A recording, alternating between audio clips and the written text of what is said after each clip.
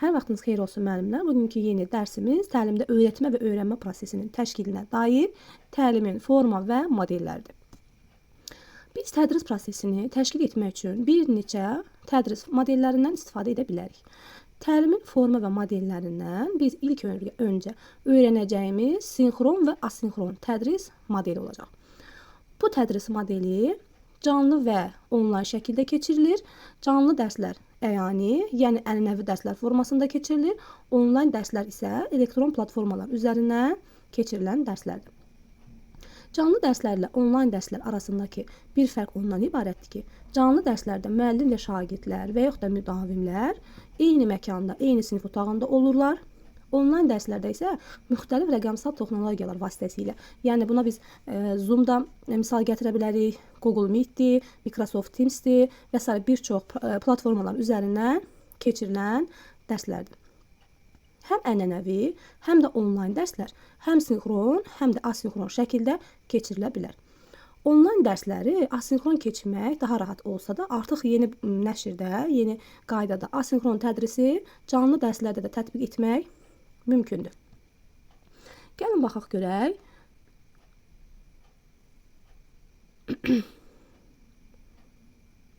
Gəlin baxaq görək müəllimlər. Sinxron tədris nədir? Sinxron tədris elə bir tədris növüdür ki, burada həm şagirdlər, həm müəllimlər eyni mühitdə, eyni vaxtda, eyni zamanda, eyni necə deyirlər, məkanda prosesə cəlb olunurlar. Amma asinxron tədrisdə belə deyil. Məsələn, onlayn dərslərdə şagirdlərin, müdavimlərin hər birinə link atılır və hər kəs eyni vaxtda o linkə qoşulur. Yəni eyni gündə, eyni vaxtda, eyni platformada bu cür keçirilən dərslər sinxron dərslərdir. Bizim hal-hazırdakı keçirik onlayn dərsimiz. Biz artıq cədvəl qurmuşuq ki, 2, 4, 6 və yaxud da 1, 3, 5 filan saatda bizim dərsimiz var. Həmin dərsdə hamı eyni vaxtda, eyni proqramda, eyni məkanda dərsə qoşuluruqsa, bu olur sinxron dərslər. Sinxron dərsin məqsədi nədir? Hər kəsin eyni vaxtda, eyni gündə, eyni saatda prosesə cəlb olunması. Amma sinxron dərsləri bir neçə formada keçirə bilərik. Birinci forma hansıdır? Birinci forma odur ki, sinxron tədrisi canlı dərslər vasitəsilə keçirmək olar. Daha sonra sinxron tədrisi onlayn formada keçirmək olar. Bir də webinar və seminarlar formasında keçirmək olar. Birinci, gəlin baxaq görək, sinxron tədrisi canlı dərslər nədir? Canlı dərs odur ki, müəllim və şagirdlərin fiziki olaraq eyni mühitdə, eyni məkanda, eyni vaxtda prosesə cəlb olunmasıdır. Yəni bunu biz ənənəvi dərslə də misal gətirə bilərik. Yəni ki, biz şagirdlərlə eyni sinif otağında, həm müəllimlər, həm şagirdlər eyni vaxtda, eyni məkanda, eyni sinif otağında dərsə cəlb olunurlar. Dərs keçməyimiz olur sinxronun canlı dərsləri. Bir də var sinxronun onlayn dərsləri. Sinxron onlayn dərsi odur ki, biz dərsimizi müxtəlif platformalar üzərindən keçirik. Google Meet-də, Zoom-da, Microsoft Teams-də və s. digər proqramlarda keçirik və biz bu dərsi onlayn da olsa, yenə eyni vaxtda keçirik, düzdürmü? Bir vaxt qoymuşuq, bütün müdavimlər, bütün şagirdlər eyni vaxtda, eyni platformada o dərsə cəlb olunurlar. Bu da olur sinxronun onlayn dərsləri. Bir də var ki, webinar və seminarlar. Webinar və seminarlar odur ki, yenə onlayn formada keçirilir. Amma adətən bu dərslər mühazirə şəklində keçirilir. Yəni burada artıq müəllim danışır və şagirdlər və yaxud da tələbələr, müdavimlər burada yalnız müəllimi dinləyirlər. Daha sonra müzakirələr aparılır. Bu da olur webinar və seminar şəklində təşkil olunan sinxron dərslər. Və sinxron dərsin, gəlin baxaq görək, açar məqamı nə oldu? Deməli, açar məqam oldu ki, burada müəllimlərlə şagirdlər eyni məkanda, eyni vaxtda dərsə cəlb olunurlar və burada müəllimlə şagird arasında canlı əlaqə yaradılır. Əks əlaqə sürətli və ani baş verir və hamı əvvəlcədən müəyyən edilmiş vaxtda dərsə qoşulurlar. Bəs gəlin görək, asinxron tədris nədir? Müəllimlər, asinxron tədris odur ki, bu sinxrondan fərqli olaraq bu tədris formasında eyni zaman, eyni məkan, eyni vaxt anlayışı yoxdur. Yəni burada mütləq deyil ki, hamı eyni vaxtda dərsə qoşulsun. Sadəcə olaraq burada vaxt sərbəstdir, linkə baxmaq sərbəstdir. Sadəcə olaraq link atılır, video izah atılır. Qruplara, məsəl üçün mən indi video izah hazırlayıram və YouTube-a yerləşdirdikdən sonra onu qrupa atıram. Qrupa atandan sonra şagirdlərin, müdavimlərin o qrupda linkə baxmaları sərbəstdir. Onlar istədiyi vaxt, özlərinə uyğun vaxtda, uyğun yerdə bir məkan seçərək videoya baxa bilərlər, tapşırığı yerinə yetirə bilərlər. Bu da olur asinxron tədris. Deməli, burada hamı eyni vaxtda baxmalıdır, hamı eyni vaxtda tapşırığı yerinə yetirməlidir deyə bir anlayış yoxdur. Və burada sinxrondan fərqli olaraq necə deyim, sual-cavab, müzakirə eyni vaxtda baş vermir, ani baş vermir. Burada yəni müəllimə sual yönləndirəndə ani cavab ala bilmirsən. Amma sinxron tədrisdə dərslər canlı keçirildiyinə görə hər hansı bir mövzuda, hər hansı bir məqamda çətinliyin olanda müəllimə sual yönləndirirsən və ani cavab alırsan. Amma asinxronda bu belə deyil. Asinxronda sual vermə ani baş vermir. Sosial bacarıqların inkişafı da onların özündən asılı olur.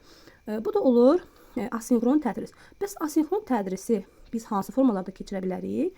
Əvvəlcədən hazırlanmış video çarxlar və mühazirələr vasitəsilə biz həmin mühazirələri və yaxud da video çarxları şagirdlərə göndəririk. Şagirdlər də onu istədiyi vaxtda, uyğun olan vaxtda baxırlar, izləyirlər. İstəsələr təkrar izləyə bilirlər. Daha sonra asinxron tədrisi biz poçt və digər mesajlaşma vasitəsilə şagirdlərə çatdıra bilərik. Deməli, asinxron tədrisdə dərhal cavab vermək məcburiyyəti yoxdur. Asinxron tədris canlı təşkil etmək mümkün olsa da, onu onlayn təşkil etmək daha məqsədə uyğundur. Asinxron tədrisin keçirilməsi dedik ki, ən çox onlayn dərslə əlverişlidir və asinxron tədrisin bəzi üstünlükləri var. Üstünlükləri nələrdir? Üstünlükləri odur ki, burada görürsünüz asinxron və sinxronun tədrisin üstünlükləri cədvəli var. Sinxronun da üstünlükləri var, asinxronun da üstünlükləri var. Sinxronun üstünlükləri odur ki, iştirakçılar arasında canlı ünsiyyət və əlaqə yaradılır. Müəllim və şagirdlər informasiya və təcrübəni anında bir-biri ilə bölüşmək imkanı qazanırlar. Daha sonra yaranan suallar və çətinliklər barədə operativ əks əlaqə yaradılır. Dərslər əvvəlcədən hazırlanmış plan əsasında aparılır. Sinxron dərslər şagirdlərdə komanda işi, ünsiyyət və sosial bacarıqların formalaşmasına kömək edir. Asinxronun üstünlükləri nədir? Burada şagirdlər özünə uyğun tempdə vaxt tapırlar və dərs izləyirlər. Daha geniş araşdırma aparırlar və müstəqil işləmək, şəxsi məsuliyyət hissi onlarda yüksək olur. Deməli, sonra var müəllimlər hibrid tədris forması. Hibrid tədris forması nədir? Hibrid tədris forması odur ki, burada həm canlı dərslər keçirilir, həm onlayn dərslər. Biz, məsəl üçün, video izahı əvvəlcədən qrupa atmağımız olur asinxron. Amma canlı dərslər vasitəsilə bizim dərsi keçməyimiz onlayn da ola bilər, canlı da ola bilər. Dərsi keçməyimiz olur sinxron. Asinxronla sinxronun birləşməsindən yaranan tədris forması hibrid tədris formasıdır. Yəni, hər ikisinin birləşməsindən yaranan tədris formasına hibrid tədris forması deyilir. Müəllimlər, növbəti öyrənəcəyimiz təlim modeli sorğu və araşdırma əsaslı təlim modelidir. İndi gəlin baxaq görək, sorğu və araşdırma əsaslı təlim modeli nədir? Əvvəlcə biz Albert Einstein'in bir deyimi, bir cümləsindən başlayırıq dərsimizə. Albert Einstein nə deyir? Deyir ki, mənim güclü bir istedadım yoxdur, sadəcə olaraq güclü maraq hissim var. Bu cümlədə Albert Einstein nə demək istəyir? Gəlin onu araşdıraq. Deməli, Einstein demək istəyir ki, yəni maraq insanı bütün öhdəliklərin, bütün çətinliklərin öhdəsindən gəlməyə sövq edir. İnsanların doğru marağı olduqda, onların marağı hissi güclü olduqda öhdəsindən gələ bilməyəcəyi çətinlik yoxdur. Deməli, əvvəlcə insanda maraq olmalıdır ki, sonra çətinliklərin öhdəsindən gələ bilsin. Sorğu və araşdırma əsaslı təlimdə bu təlimin öncəliyi şagirddə marağın oyanmasıdır, marağın olmasıdır. Əgər şagirddə maraq varsa, o öyrənməyə cəhd göstərəcək, araşdırma aparacaq və sonunda öyrəndiyini qiymətləndirəcək. Sorğu əsaslı təlim modeli şagird mərkəzli təlim modelidir. Burada şagird passiv tərəf yox, aktiv tərəf olur. Yəni ki, araşdırma aparır, özü müstəqil şəkildə elmi məlumatı araşdırır, müəyyən informasiyalar toplayır, dəlillər toplayır və şagird burada nə edir? Aktiv tərəfə çevrilir. Yəni şagird mərkəzli bir təlim modelidir. Sorğu və araşdırma əsaslı təlimi inkişaf etdirmək üçün 5 dənə addımdan istifadə olunur. Bu 5 dənə addımdan biri yönləndirmə, ikincisi əsas sualın qoyulması və fərziyyənin irəli sürülməsi, üçüncü isə araşdırma, nəticə və müzakirə. Deməli, 5 addımdan ibarətdir. Yönləndirmə, əsas sualın qoyuluşu, fərziyyənin irəli sürülməsi, araşdırma, nəticə və müzakirə. Əvvəlcə baxaq görək, yönləndirmə nədir? Yönləndirmə odur ki, biz şagirdi məqsədə yönləndiririk, onun qarşısına məqsəd qoymasına nail oluruq, şagirdə istiqamət veririk ki, bu yolla get, bu informasiyadan istifadə elə və burada əsas nədir? Şagirdə biz əvvəlcə məqsəd müəyyən edilməsində yardımcı oluruq. Deməli, burada bizim metakognitiv bacarıqlardan da istifadə edirik. Metakognitiv bacarıqlarda dedik ki, əvvəlcə məqsəd müəyyənləşdirilir, sonra plan qurulur, daha sonra emosional tənzimləmə aparılır və sonunda şagird özünü qiymətləndirir. Deməli, sorğu və araşdırma əsaslı təlim modelinin də ilk mərhələsi nədir? Yönləndirmə. Yəni, biz burada əvvəlcə şagirdi yönəltməliyik, onda maraq oyatmalıyıq ki, şagird araşdırma aparmağa maraq göstərsin. Bu marağı oyatmaq üçün də biz müəllimlər nə etməliyik? Şagirdlərə müxtəlif suallarla, maraqlı suallar verməliyik, video çarxlarla, video şəkillərlə və müxtəlif üsullarla şagirddə maraq oyatmalıyıq. Deməli, yönəldəndən sonra biz şagirdə tapşırırıq ki, əsas sualı ortaya qoy. Əsas sualı ortaya qoy, hipotez irəli sür, yəni müəyyən fərziyyələr irəli sür. Şagird də nə edir? Əsas sualı ortaya qoyduqda onu bilməlidir ki, bu sualı, bu anlayışı nəzərdən keçirməlidir. Bu nəyə lazımdır, ona hansı faydaları var və yaxud da nəyə hədəfləyir? Şagirdlər bir neçə fərziyyə irəli sürməlidirlər. Bu da olur fərziyyənin irəli sürülməsi, yəni əsas sualın qoyması. Sonra, deməli, əvvəlcə yönləndirdik şagirdləri yönləndirəndən sonra şagirdlər əsas sualın nə olduğunu, problemin nə olduğunu ortaya qoyurlar və başlayırlar araşdırma aparmağa. Deməli, növbəti mərhələmiz nədir? Araşdırma. Araşdırma aparan zaman şagirdlər bildiklərini, əvvəlki biliklərindən istifadə edirlər və bildiklərini bacarığa çevirirlər, maraqlarını hərəkətə gətirirlər və nəticədə nə olur? Şagirdlər fəaliyyətə başlayırlar. Deməli, bu mərhələ çox məsuliyyətli mərhələdir. Niyə? Çünki burada şagirdlər resurslardan düzgün istifadə etməlidirlər. Topladığı dəlillər doğruluğunu yoxlamalıdırlar, doğru olmalıdır. Daha sonra planlaşdırma tələb edir bu mərhələ. Deməli, bu araşdırma mərhələsi çox məsuliyyətli bir mərhələdir. Burada şagirdlər araşdırdıqları məlumatların doğruluğuna əmin olmalıdırlar. Doğruluğunu yoxlamalıdırlar və müəyyən resurslardan doğru istifadə etməlidirlər. Bu da oldu araşdırma mərhələsi. Növbəti addım isə odur ki, nəticənin ortaya qoyulması. Artıq burada şagird nə edir? Araşdırdığı, sual ətrafında araşdırdığı bir məlumatı artıq nəticə formasında ortaya qoyurlar. Və burada nəticə ilə əvvəlcədən qoyulan sual, fikir qarşı-qarşıya qoyulur. Qarşıya qoyulur və deməli, artıq növbəti addım nə oldu? Nəticənin ortaya qoyulması. Burada nəticə əvvəlcədən müəyyən olunmuş sual və fikir arasında qarşı-qarşıya qoyulur və bu nəticə ilə sualın doğruluğu, uyğunluğu yoxlanılır. Sonunda araşdırmadan əldə edilən nəticə ya yoldaşlarına təqdim edilir, ya müəllimlərə təqdim edilir və onun ətrafında müzakirə aparılır. Müzakirə zamanı görülən iş qiymətləndirilir və ya hansısa bir tənqidi hissəsi varsa tənqid olunur. Deməli, Sorğu və araşdırma əsaslı təlimin mərhələləri nə oldu? Əvvəlcə yönləndirmə oldu. Yönləndirəndən sonra əsas sualın qoyulması baş verdi. Əsas sual qoyulandan sonra araşdırma aparıldı. Araşdırma aparıldıqdan sonra ortaya bir nəticə qoyuldu və nəticə ətrafında müzakirələr təşkil olundu. Sorğu və araşdırma əsaslı öyrənmənin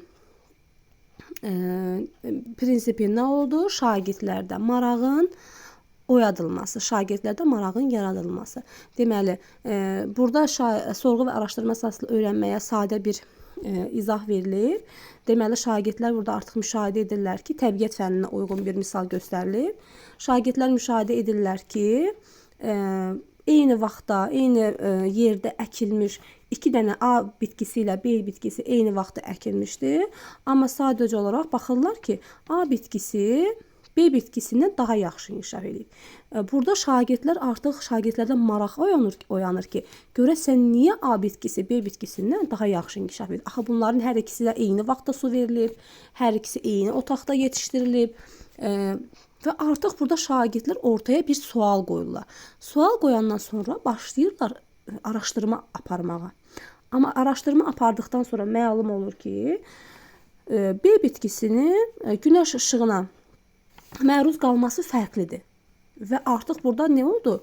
Bunlar araşdırma apardıqdan sonra problemi həll edirlər, problem ətrafında müzakirə aparılır və problemin nə olduğunu araşdırırlar və sonda belə nəticəyə gəlirlər ki, su, temperatur və işıq bitkinin inkişafına təsir göstərən amillərdəndir. Deməli, şagirdlər burada nə etdilər? Artıq sorğu apardılar, araşdırma apardılar və sonunda bir nəticəyə gəldilər. Deməli, sorğu və araşdırma əsaslı təlim modelində konseptual bilikdən istifadə olundu. Daha sonra məntiqi təfəkkürdən istifadə olundu. Burada deduktiv düşünmə var, induktiv düşünmə var. Daha sonra onların fəaliyyəti bir biliyə formalaşdı. Hansı bilik oldu? Konseptual biliklə əlaqəli oldu və şagirdlər burada artıq problem həll etmə, əməkdaşlıq, ünsiyyət, təqdimat kimi bacarıqları formalaşdırmış oldular. Deməli, sorğu və araşdırma tədris modelinin 5Y modelindən də istifadə etməklə həyata keçirmək olar. 5Y modeli nədir? 5Y modeli odur ki, baş hərfi E hərfindən başlayan 5 dənə mərhələdən ibarətdir. Bu da ən çox təbiət fənni ilə əlaqəlidir. Təbiət fənnində istifadə olunur. Amma sorğu və araşdırma əsaslı təlim modeli bir çox fənlərdə də istifadə etmək mümkündür. Deməli, 5Y modeli nə oldu? Maraq oyatma, araşdırma, izah etmə, möhkəmləndirmə və qiymətləndirmədən ibarət oldu. Artıq nəzərə almaq lazımdır ki, sorğu və araşdırma əsaslı təlim təkcə eksperimental yolla deyil, eyni zamanda mənbələr üzərindən araşdırma etməklə də həyata keçirilə bilər. Və sonda baxırıq ki, sorğu və araşdırma əsaslı öyrənmənin müsbət cəhətləri nədir? Bu öyrənmə şagirdlərdə maraqlı və mənalı, şagirdlərə daha çox maraqlı və mənalı gəlir. Şagirdlər fəaliyyətlərə cəlb olunurlar, onlarda təcrübə, bacarıqlar inkişaf edir, biliklərini dərinləşdirirlər. Daha sonra öyrəndiklərini uzun müddətli yaddaşa ötürürlər. Şagirdlərdə müxtəlif proses bacarıqları inkişaf edir. Onlarda tənqid etmə, əməkdaşlıq, ünsiyyət, problem etmə və bir çox bacarıqlar inkişaf etmiş olur. Sorğu və araşdırma əsaslı təlim modelini biz hər nə qədər desək ki, bu şagird mərkəzlidir. Düzdür, doğrudur. Amma burada müəllimin də müəyyən rolları var. Müəllimin rolu nədir? Müəllim rolu odur ki, burada müəllim şagirdlərə istiqamət verir. Onlarda maraq oyadır, müəyyən suallar verməklə, video çarxlar izlətməklə, şəkillər göstərməklə və yaxud bir neçə üsuldan istifadə edərək şagirdlərdə maraq oyadır. Daha sonra problem ətrafında şagirdləri müzakirəyə, dialoqa cəlb edir, sövq edir. Ehtiyaca görə şagirdləri qruplaşdırmaq və bütün siniflə müzakirəni təşkil etmək vasitəsindən istifadə edir. Yəni bir sözlə sorğu və araşdırma əsaslı təlim modelində müəllimin də rolu çox böyükdür. Bu da oldu sorğu və araşdırma əsaslı təlim modeli. Deməli, sonda ümumiləşdirək. Sorğu və araşdırma əsaslı təlim modelinin məqsədi nədir? Şagirdlərin marağını oyatmaq, onları sual ətrafında müzakirəyə cəlb etmək, araşdırma aparmasına yardımcı olmaq. Sorğu və araşdırma əsaslı təlim modelinin mərhələləri nə oldu? Yönləndirmə, əsas sualın qoyulması, araşdırma, nəticə və müzakirə. Təlimin forma və modellərindən biz öyrəndik sinxron, asinxron və sorğu və araşdırma əsaslı təlim modeli. Növbəti təlim modellərində müəllimlər növbəti dərsimizdə öyrənəcək. Sağ olun, salamat qalın.